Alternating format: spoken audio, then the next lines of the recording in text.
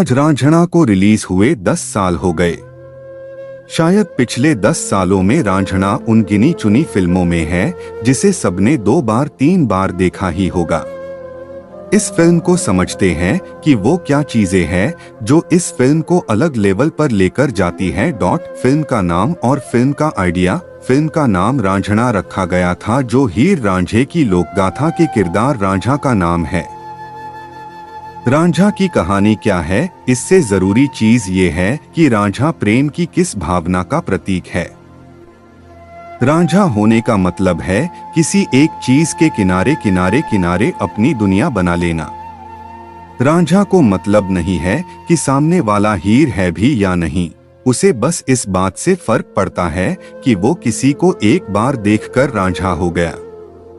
और हिमांशु शर्मा ने अपनी इस फिल्म में 5 किरदार रांझा जैसे लिखे थे, जिसमें पहला रांझा था कुंदन।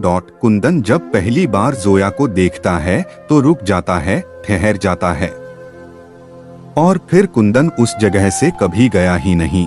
पूरी जिंदगी कुंदन को यही लगता रहा कि सामने जोया नमाज पढ़ रही है और वो उसे देख रहा है।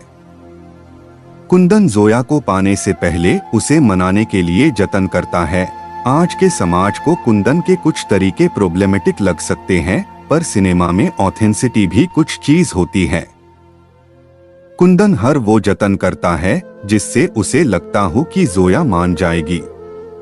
जोया के हाथ से थप्पड़ खाता है, जोया के गली के लड़कों से झगड़ा करता है, मुरारी के ताने सुनता है, बाप की गाली सुनता है और यहाँ तक सब जानते बूझते हुए भी बिंदिया का दिल तोड़ता रहता है। तमाम जतन करते करते आखिरकार जोया मान जाती है, पर वक्त अपना खेल खेलता है। जोया पढ़ाई के लिए बाहर जा रही है। कुंदन को पता चलता है तो वो प्लेटफार्म पर भागता है जोया के पीछे। क्यों भाग रहा है? रोक लेगा जोया को? साथ चला जाएगा उसके? नहीं, बस वो भाग रहा है क्योंकि वो रांझा है। प्लेटफार्म पर गिरते पड़ते वो वादा करता है जोया से कि वो इंतजार करेगा उसका, बिना ये जाने समझे कि क्या जोया चाहती है कि वो इंतजार करे। फिल्म का दूसरा रांझा है मुरारी, कुंदन का दोस्त भी ऐसा जिसे शुरू से पता है कि ये जोया नाम की लड़की कुंदन को कहीं का नहीं छोड़ेगी। पर जहां भी छोड़ेगी, जिस हाल में छोड़ेगी, मुरारी साथ रहेगा कुंदन के। कुंदन जहां एक तरफ जोया के लिए अपनी मोहब्बत निभा रहा है तो मुरारी अपनी दोस्ती। उसी तरह से सब जानते हुए कि आगे क्या होगा, वो हर वक्त समझाता रहता है कि यार ये लड़की तेरे लिए सही नहीं है। वो कुंदन को ताने मारता है, उसकी खिल्ली उड़ाता है, उसे समझाने की कोशिश करता है कि गली मोहल्ले के लौंडों का प्यार अक्सर शहर के डॉक्टर इंजीनियर उठा कर ले जाते हैं। पर जब कुंदन कहता है चल तो साथ चल देता है। आखिर के कुंदन उसे छोड़कर जोया के पीछे चला जाता है, पर मुरारी को तब भी इंतजार है अपने दोस्त का कि वो कितना भी टूटकर वापस आएगा, उसे वो संभाल लेगा। फिल्म का तीसरा रांझा है बिंदिया। वो जो किसी और दुनिया में होती तो शायद जोया को पसंद करती, पर उसे अभी चिढ़ होती है जोया से। वो जोया जो कुंदन के ऊपर जादू की तरह हावी है और बिंदिया के सारे जतन, सारी मेहनत भी कुंदन को जोया के चंगुल से छुड़ा नहीं सकती।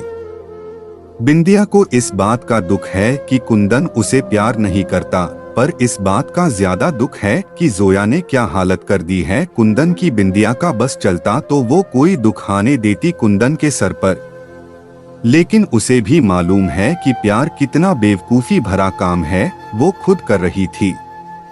कुंदन ने उसको जो कहा जब कहा उसने सब किया। बिंदिया वो करने को भी राजी थी जिसके लिए कुंदन राजी नहीं था। वो एक तरफ इस कोशिश में रहती कि जोया दूर हो जाए, तो दूसरी तरफ हर वो काम करती जो कुंदन की जोया को पाने की कोशिशों का हिस्सा होता। बिंदिया को मालूम है कि वो कुंदन को फल खिला रही है, पर कुंदन खून बहा रहा है जोया के लिए। पर क्या बिंदिया कुंदन को कभी फल के लिए मना करेगी? नहीं। एक वक्त के बाद बिंदिया कुंदन के पागलपन को कबूल कर लेती है और इस बात में खुश हो जाती है कि वो बस विटामिन खाता रहे, आशिकी भले किसी से लड़ाए। फिल्म का चौथा रांझा है अकरम। जो एक अच्छे घर का लड़का है, लोगों के बीच पॉपुलर है, इज्जत रुतबा पैसा सब है। फिर उसे जोया मिलती है और उसे कुंदन बना देती है। ऐसा कुंदन जिसके पास न मुरारी है, न बिंदिया है और न ही बनारस, उसके पास सिर्फ जोया है। जोया कहती है तो वो नाम धर्म परिवार सब छोड़कर बनारस चला आता है। कोई दो चार सवाल न पूछ ले अचानक से, इसलिए वो अजान और आयते रटकर आया है। पर शादी से पहले उसके बीच कुंदन आ जाता है। कुंदन उससे वो सवाल पूछता है जो वो रटकर आया था। कोई और पूछता तो शायद वो जवाब देता भी, पर वो कुंदन के सामने कैसे साबित करे कि उसके लिए जोया क्या है उसके लिए। इसलिए अकरम चुप रहता है। वो जानता था कि कुंदन के सालों के इंतजार के बाद वक्त ने कुंदन को एक मौका दिया है। अकरम खामोशी ओढ़कर मर जाता है।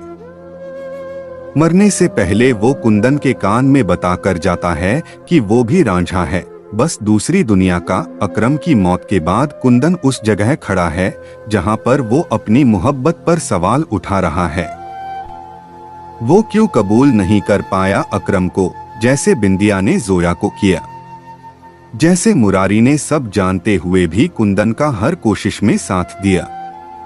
आखिर कैसे वो उस इंसान की खुशी के बीच में आ गया जिस इंसान की खुशी से बढ़कर उसके लिए कुछ नहीं था।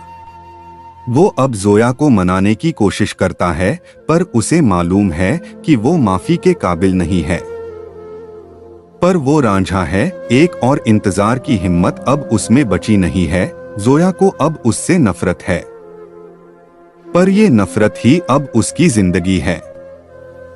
उसे अब जोया नहीं चाहिए, उसे अब माफी भी नहीं चाहिए, बस वो पास रहना चाहता है। वो जोया को दिखाना चाहता है कि रांझा होना क्या है। उसे मालूम है कि वो मौत की तरफ बढ़ रहा है, पर इसी में उसकी मुक्ति है। ये मुक्ति उसे बनारस में नहीं मिल सकती, क्योंकि वहां जोया नहीं है। जहां जोया है वही बनारस है उसके लिए। उसे मालूम है कि जो उसने अनजाने में अकरम के साथ किया, जोया जानबूझकर उसके साथ वही करने वाली है। पर यही उसकी नियति थी, जोया के साथ जीना नहीं, जोया के लिए मर जाना। नमाज में जोया को देखने के बाद वो हर कदम इसी मौत की तरफ बढ़ता जा रहा था। उसे बिंदिया ने रोका, उसे मुरारी ने समझाया, वो खुद भी जानता था, पर रांझे को हीर मिले न मिले, रांझा हीर में मिल जाए ये जरूरी है। वो रांझा जिसे फर्क नहीं पड़ता कि क्या होगा, क्या छिन जाएगा, क्या टूट जाएगा, क्या बिखर जाएगा। रास्ता पत्थर का हो, फूलों का हो, आग का हो या गहरा समंदर, अगर वो रास्ता जोया तक न सही, जोया के करीब भी जाता है तो वो चलता जाएगा।